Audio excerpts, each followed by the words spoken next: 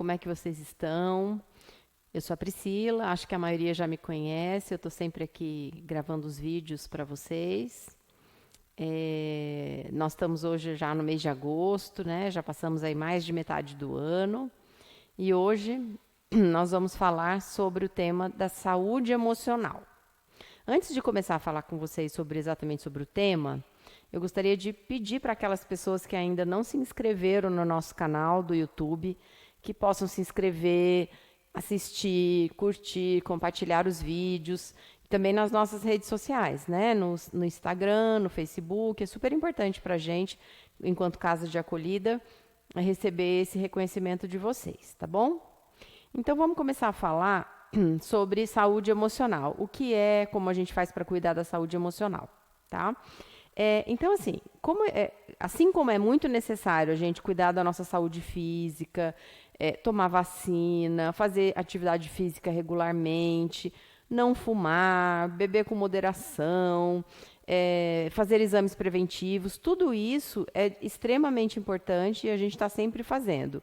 Assim como isso é extremamente importante, a gente também precisa saber gerenciar o nosso estresse e, assim, fortalecer a nossa saúde emocional, né?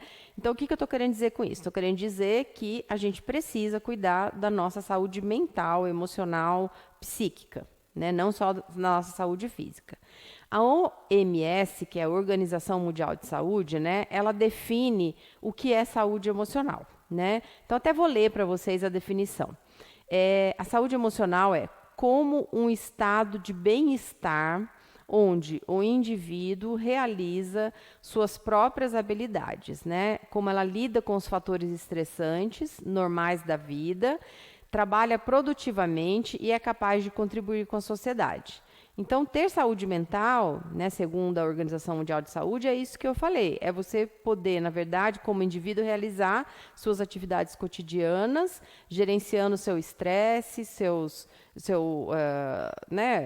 psique, seu emocional, e poder cuidar da vida de um bom jeito, né?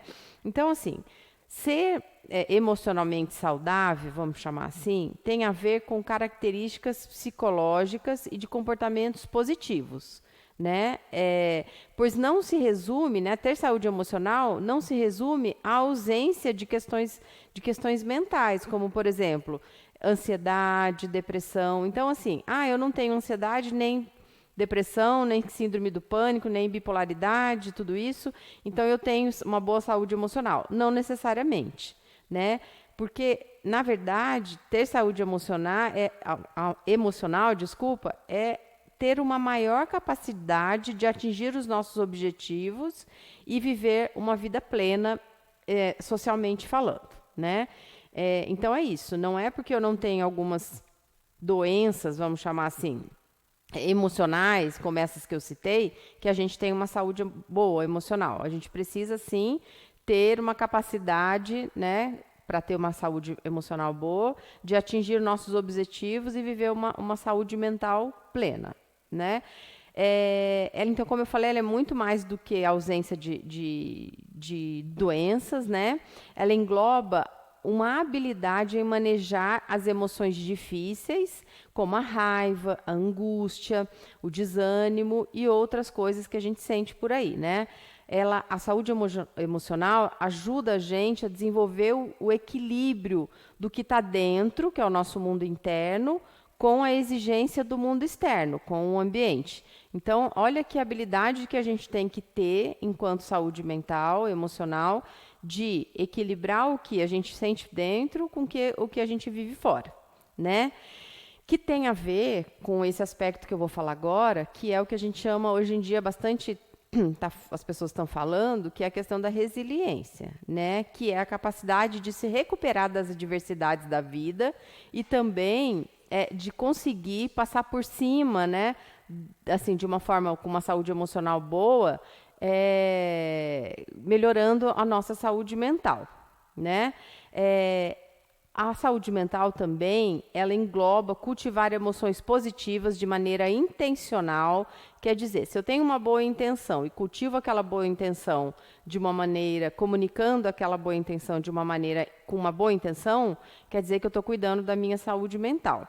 Então, a gente também consegue, com uma saúde emocional boa, resolver problemas, enfrentar desafios, utilizando as nossas forças pessoais e utilizando os nossos bons hábitos, né? Na cultura que a gente está inserido, né, nessa sociedade pós-moderna, a gente não tem muito o costume e uma habilidade, um aprendizado de olhar para o nosso mundo interno. E aí, o que acontece? A gente não entra em contato diretamente com as nossas emoções. Né? Em outros vídeos a gente até já conversou disso.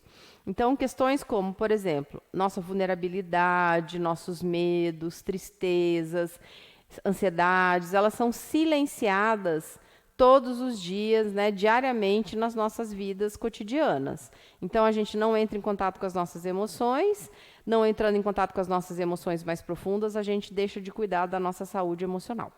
Né? E o que a gente mais vê, e é mais comum de se ver, é que a gente tem uma relação muito confusa, muito estranha com as coisas que a gente sente, né? A gente acaba por arrastar episódios difíceis, desafiadores, né, na vida, escondendo o que a gente sente, né? Então a gente põe aquele velho ditado, a gente coloca por baixo do tapete, joga a toalha, né?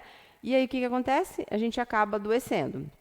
Então, a nossa saúde mental, ela fica muito comprometida quando a gente vai deixando de entrar em contato com o que a gente sente, né?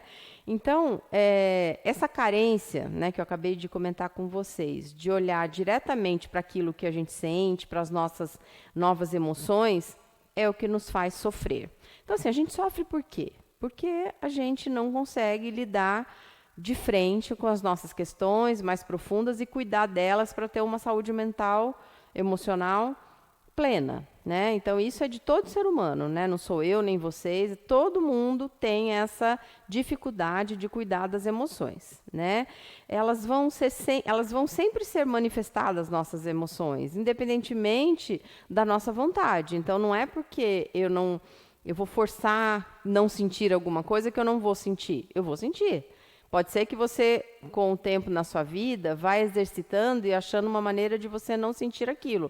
Mas, via de regra, a gente não tem esse controle, né? Por isso que é muito importante que a gente tenha familiaridade, né, com essas emoções, para a gente ter autonomia, né, sobre o que fazer diante de uma emoção, por exemplo, desafiadora, né? O que mais a gente faz, né, ao invés de entrar em contato com essas emoções e ganhar autonomia diante delas, né, o que a gente faz? A gente acha lugares, pessoas e culpados, principalmente a gente acha culpados pelos nossos estados emocionais. Então, se eu estou triste, é porque alguém me fez alguma coisa. Se eu estou triste, é porque meu marido ou minha esposa falou X, Y, Z, ou porque meu filho me desobedeceu. Então, sempre a gente acha fora da gente um culpado para as coisas que a gente sente, né? É claro, gente, que nas nossas relações, a gente encontra desafios, mas a gente tem que estar sempre olhando, cada um de nós, para si mesmos, para a gente reconhecer as nossas emoções e saber que responsabilidade que a gente tem com aquilo, né? Então, se a gente entra em contato com as nossas emoções, a gente não precisa mais apontar responsabilidade para outras pessoas, né? O que a gente sente para os outros, né? Por isso, a importância da gente acolher, respeitar e reconhecer as nossas emoções. Isso é muitíssimo importante na vida, né? Para a nossa saúde emocional. Então, também queria contar para vocês uma diferença, né, entre o que é emoção e o que é um estado de ânimo, né? Parecem ser a mesma coisa, mas não são a mesma coisa. Então, assim, a gente vive numa vida impermanente. A vida não é permanente, a vida não dura. A gente tem um prazo de validade nessa terra, né? Então, a vida é impermanente, né? As nossas emoções, elas também são impermanentes. Elas vêm, a gente sente, a gente reconhece, a gente aprofunda aquela emoção, mas em algum momento elas passam. Então, são eventos que duram, né, no máximo alguns minutos. Então, se eu sinto, por exemplo, raiva ou sinto ódio, ou sinto tristeza, ou sinto alegria, ela veio, essa emoção, e ela em algum momento vai passar, aquele estado eufórico, né, dessa emoção. Já o estado de ânimo, né, que eu estava contando para vocês da diferença entre essas duas, né, elas são, vamos chamar assim, são sentimentos, né, são afetos mais duradouros e podem durar até algumas semanas ou meses. Então, por exemplo, a gente tem que reconhecer essa diferença, né? Porque nós não somos as nossas emoções. O fato da gente estar sentindo raiva não quer dizer muita coisa. Quer dizer que naquele momento, diante de algum contexto, a gente sentiu raiva. E aquilo vai passar e bola para frente. A gente precisa admitir que a gente sentiu alguma emoção, né? A gente não precisa ficar preso às nossas emoções como se a gente fosse aquela emoção. Se identificar com aquela emoção e dizer que, nossa, eu sou essa pessoa que eu estou sentindo agora. Não, essa emoção vai passar, ela vem, ela vai e eu continuo a minha vida, né? Então, elas se manifestam, elas passam e a gente toca o barco, né?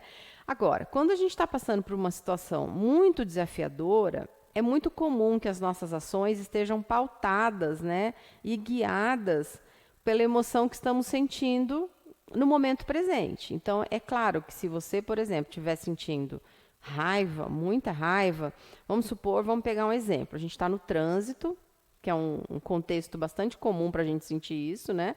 Porque as pessoas dirigem sem pensar no outro, sem respeitar regras, né? Então a gente está dirigindo e de repente alguém fecha a gente quase bate, a gente sente raiva. Naquele momento, o que a gente pode fazer, né, diante daquele estado, né, é ter uma ação pautada naquela emoção de raiva. Então a gente pode falar um palavrão, a gente pode querer parar o carro e bater na pessoa.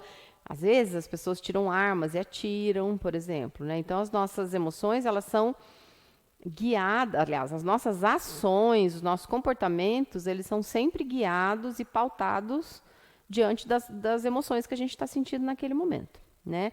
Diferente do estado de ânimo. Uma pessoa, por exemplo, com um estado de ânimo mais depressivo, provavelmente vai sentir isso por mais tempo. Ela está num estado de ânimo, né? O estado emocional dela vai durar mais tempo do que, por exemplo, sentir uma emoção passageira, né?